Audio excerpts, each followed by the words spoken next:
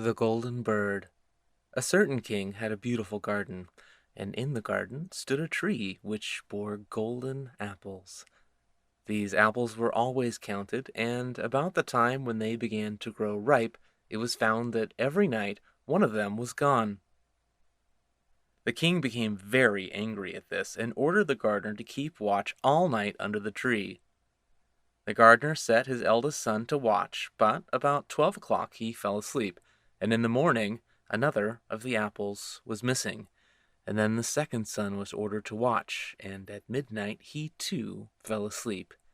And in the morning another apple was gone. Then the third son offered to keep watch, but the gardener at first would not let him, for fear some harm should come to him. However, at last he consented, and the young man laid himself under the tree to watch. As the clock struck 12, he heard a rustling noise in the air, and a bird came flying that was of pure gold. And, as it was snapping at one of the apples with its beak, the gardener's son jumped up and shot an arrow at it. But the arrow did the bird no harm, only it dropped a golden feather from its tail and then flew away. The golden feather was brought to the king in the morning, and all the council was called together. Everyone agreed that it was worth more than all the wealth of the kingdom. But the king said, "One feather is of no use to me. I must have the whole bird." Then the gardener's eldest son set out, and thought to find the golden bird very easily. And when he had gone but a little way, he came to a wood, and by the side of the wood he saw a fox sitting. So he took his bow and made ready to shoot at it. Then the fox said, "Do not shoot me, for I will give you good counsel. I know what your business is, and that you want to find the golden bird. You will reach a village in the evening, and when you get there, you will see two inns opposite to each other, one of which is very pleasant and beautiful to look at. Go not in there, but rest for the night in the other, and though it may appear to you to be very poor and mean." But the son thought to himself, "What can such a beast as this know about the matter?" So he shot his arrow at the fox, but he missed it, and it set up its tail above its back and ran into the wood. And then he went his way, and in the evening came to the village where the two inns were. And in one of these were people singing and dancing and feasting, but the other looked very dirty and poor. "I should be very silly," said he, "if I went to that shabby house and left this charming place." So he went into the smart house and ate and drank at his ease, and forgot the bird and his country too. Time passed on, and as the eldest son did not come back, and no tidings were heard of him, the second son set out, and the same thing happened to him. He met the fox, who gave him the good advice, but when he came to the two inns, his eldest brother was standing at the window where the merrymaking was, and called to him to come in. And he could not withstand the temptation, but went in, and forgot the golden bird and his country in the same manner. Time passed on, and the youngest son too wished to set out into the wide world to seek for the golden bird. But his father would not listen to it for a long while, for he was very fond of his son, and was afraid that some ill luck might happen to him also, and prevent his coming back. However, at last it was agreed he should go, for he would not rest at home. And as he came to the wood, he met the fox, and heard the same good counsel. But he was thankful to the fox, and did not attempt his life, as his brothers had done. So the fox said, "Sit upon my tail, and you will travel faster." So he sat down, and the fox began to run, and away they went over stock and stone so quick that their hair whistled in the wind. And when they came to the village, the son followed the fox's counsel, and without looking about him went to the shabby inn, and rested there all night at his ease. In the morning came the fox again, and met him as he was beginning his journey, and said, "Go straight forward till you come to a castle, before which lie a whole troop of soldiers, fast asleep and snoring. Take no notice of them, but go into the castle, and pass on and on till you come to a room where the golden bird sits in a wooden cage. Close by it stands a beautiful golden cage.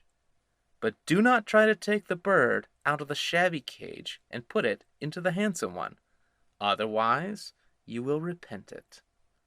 Then the fox stretched out his tail again, and the young man sat himself down, and away they went over stock and stone till their hair whistled in the wind. Before the castle gate all was as the fox had said. So the son went in and found the chamber where the golden bird hung in a wooden cage, and below stood the golden cage, and 3 golden apples that had been lost were lying close by it. Then thought he to himself, "It will be a very droll thing to bring away such a fine bird in this shabby cage." So he opened the door and took hold of it and put it into the golden cage. But the bird set up such a loud scream that all the soldiers awoke, and they took him prisoner and carried him before the king. And the next morning the court sat to judge him.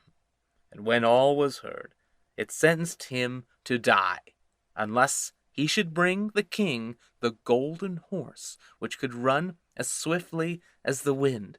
And if he did this, he was to have the golden bird given him for his own.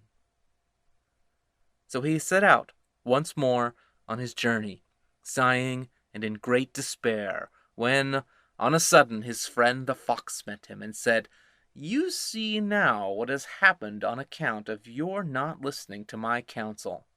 I will still, however, tell you how to find the golden horse, if you will do as I bid you.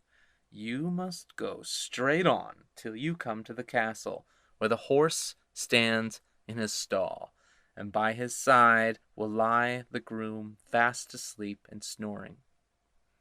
Take away the horse quietly, but be sure to put the old leather saddle upon him, and not the golden one that is close by it."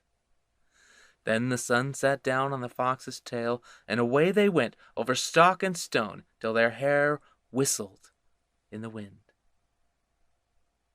All went right, and the groom lay snoring with his hand upon the golden saddle. But when the son looked at the house, he thought it a great pity to put the leather saddle upon it. "I will give him the good one," said he. "I am sure he deserves it." As he took up the golden saddle, the groom awoke and cried out so loud that all the guards ran in and took him prisoner. And in the morning he was again brought before the court to be judged, and was sentenced to die. But it was agreed that if he could bring thither the beautiful princess, he should live, and have the bird and the horse given him for his own. Then he went his way very sorrowful, but the old fox came and said, "Why did not you listen to me? If you had, you would have carried away both the bird and the horse.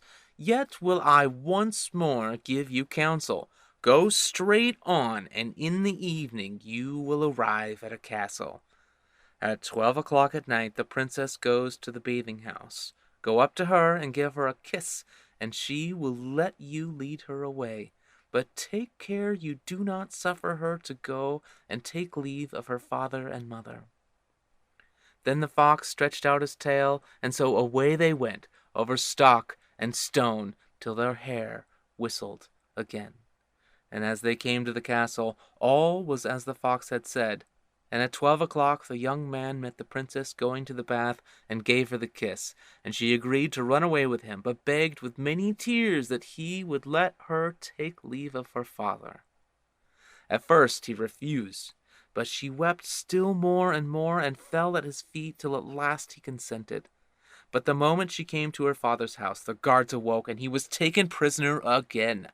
Then he was brought before the king, and the king said, "You shall never have my daughter unless in 8 days you dig away the hill that stops the view from my window."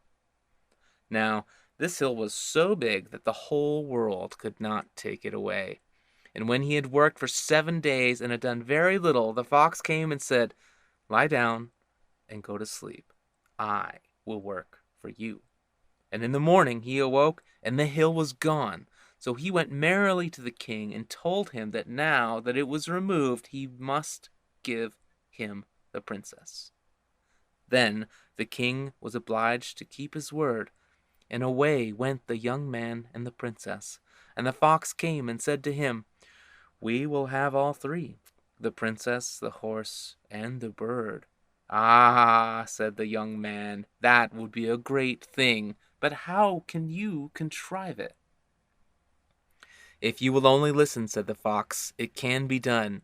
When you come to the king and he asks for the beautiful princess, you must say, 'Here she is,' and then he will be very joyful, and you will mount the golden horse that they are to give you, and put out your hand to take leave of them. But shake hands with the princess last, and then lift her quickly onto the horse behind you, and clap your spurs to his side, and gallop away as fast as you can." All went right, and then the fox said, "When you come to the castle where the bird is, I will stay with the princess at the door, and you will ride in and speak to the king, and when he sees that it is the right horse, he will bring out the bird. But you must sit still, and say that you want to look at it, to see whether it is the true golden bird. And when you get it in your hand, ride away." This, too, happened just as the fox said. They carried off the bird. The princess mounted again, and they rode on to a great wood. And then the fox came and said, "Pray kill me and cut off my head and my feet." But the young man refused to do it. So the fox said, "I will at any rate give you good counsel. Beware of two things. Ransom no one from the gallows, and sit down by the side of no river." Then away he went. Well, thought the young man, it is no hard matter to keep that advice. He rode on with the princess till at last he came to the village where he had left his two brothers. And there he heard a great noise and uproar, and when he asked what was the matter, the people said, "Two men are going to be hanged." And as he came nearer, he saw that the two men were his brothers, who had turned robbers. So he said, "Cannot they in any way be saved?" But the people said no, unless he would bestow all his money upon the rascals and buy their liberty. Then he did not stay to think about the matter, but paid what was asked, and his brothers were given up and went on with him towards their home. And as they came to the wood where the fox first met them, it was so cool and pleasant that the two brothers said, "Let us sit down by the side of the river and rest a while to eat and drink." So he said, "Yes," and forgot the fox's counsel, and sat down on the side of the river. And while he suspected nothing, they came behind and threw him down the bank, and took the princess, the horse, and the bird, and went home to the king, their master, and said, "All this have we won by our labor." Then there was great rejoicing made, but the horse would not eat, the bird would not sing, and the princess wept. The youngest son fell to the bottom of the river's bed. Luckily, it was nearly dry, but his bones were almost broken, and the bank was so steep that he could find no way to get out. Then the old fox came once more and scolded him for not following his advice. Otherwise, no evil would have befallen him. "Yet," said he, "I cannot leave you here, so lay hold of my tail and hold fast." Then he pulled him out of the river and said to him as he got upon the bank, "Your brothers have set watch to kill you, if they find you in the kingdom." So he dressed himself as a poor man and came secretly to the king's court, and was scarcely within the doors when the horse began to eat, and the bird to sing, and the princess left off weeping. And then he went to the king and told him all his brother's roguery, and they were seized and punished, and he had the princess given to him again, and after the king's death he was heir to his kingdom. A long while after, he went to walk one day in the wood, and the old fox met him, and besought him with tears in his eyes to kill him, and cut off his head and feet. And at last he did so, and in a moment the fox was changed into a man, and turned out to be the brother of the princess, who had been lost a great many years. Thank you for listening to The Golden Bird. This is a Brothers Grimm fairy tale. It can be found on thegutenberg.org. If you enjoyed listening to The Golden Bird, please come again. My name is Erin Gray.